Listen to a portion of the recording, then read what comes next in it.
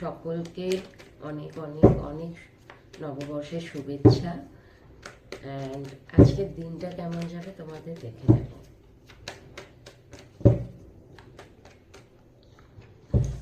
Two of cups,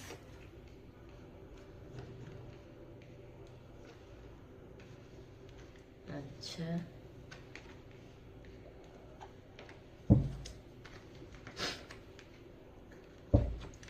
এখানে বলা হচ্ছে তুমি যে বটমে এসে গেছে থ্রি অফ সোর্ডের কার্ড। আচ্ছা, কোথাও না কোথাও তোমার এখানে দেখো পার্টনার রিলেটেডই চলে এলো। কোথাও না কোথাও তোমার এখনো অবধি ভীষণভাবে অ্যাটাচমেন্ট আছে, তুমি কোনো রকমভাবেই ছাড়তে চাও না। ওকে, কোনো রকমভাবেই ছাড়তে চাও না মানুষটাকে, বিকজ মানুষটার সাথে তুমি শান্তি পাও,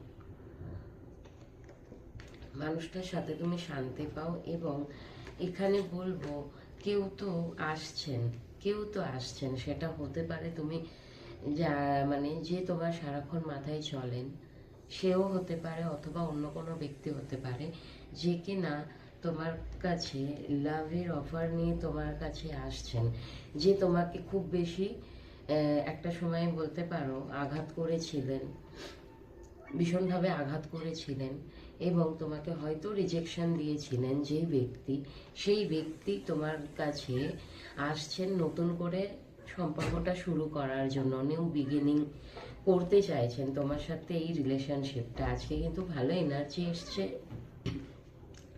এখানে আমি বলবো তোমারও ভীষণভাবে অ্যাটাচমেন্ট আছে। মেবি যদি তোমাদের মধ্যে একটা ব্রেকআপ সিচুয়েশন এসে গেছিলো, কিংবা কোনো রকমভাবে মন কষাকষি হয়েছিল, একে অপরের থেকে যন্ত্রণা পেয়েছিলে, হয়তো উনি তোমাকে রিজেকশন দিয়েছিল, যার জন্য তুমি খুব বেশি একটা যন্ত্রণার মধ্যে ছিলে এবং তুমি কোনো মতেই ছাড়তে চাওনি তাকে ছাড়তে, বিকজ তার সাথে থাকতে তোমার ভালো লাগে, শান্তি মানে পিসফুল এনার্জিতে থাকো আর কি। ভীষণভাবে ভীষণভাবে তুমি স্ট্রেংথ রেখেছো, হ্যাঁ, একটা ধৈর্যের সাথে তুমি ছিলে, আজকের দিনেও থাকবে।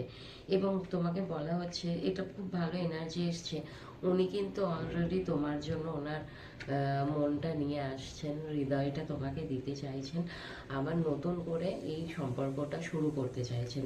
যেখানে উনি তোমাকে রিজেকশন দিয়েছিলেন, আবারও উনি কিন্তু উনিই চাইছেন যে নতুন করে বিগিনিং করতে। ওকে, এই এনার্জিটা ভালো এসছে, ক্লেম করো। অ্যান্ড যদি আজকেও না ম্যাচ করে, মোটামুটি মোটামুটি ধরো 2 দিন থেকে 8 দিনের মধ্যে এনার্জিটা ম্যাচ করতে পারে।